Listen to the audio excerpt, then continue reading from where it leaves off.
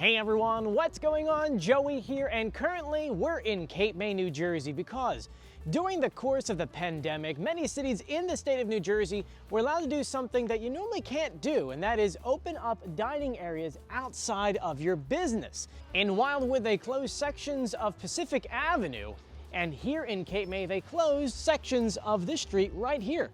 It's actually located right at the intersection where Washington Street Mall is, and it is here where the Ugly Mug and Finn's Bar and Grill built a beautiful outdoor dining area with a great atmosphere. Now, it was with the help of the Garden Club of Cape May that the area was beautified, and it created such an amazing walking area. Unfortunately, the temporary rule that allowed this outdoor space expired on December 31st.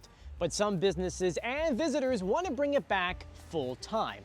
An idea has been brought forward by the owner of Finn's that many people are starting to get on board for. This proposal would close off the entire street from Comforters Lane all the way to Rotary Park.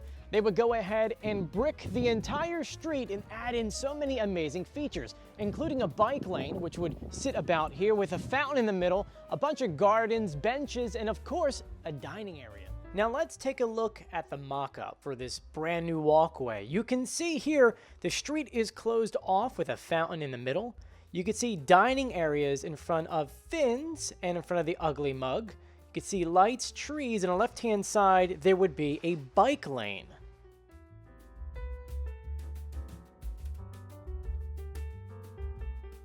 And just to compare, this is the street, what it looks like currently.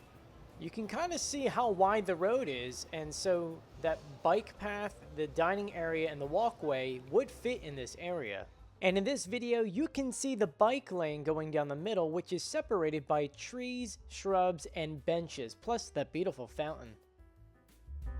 Now, this dining area wouldn't just be in front of Finn's. It would actually take place from Finn's all the way down to the other end.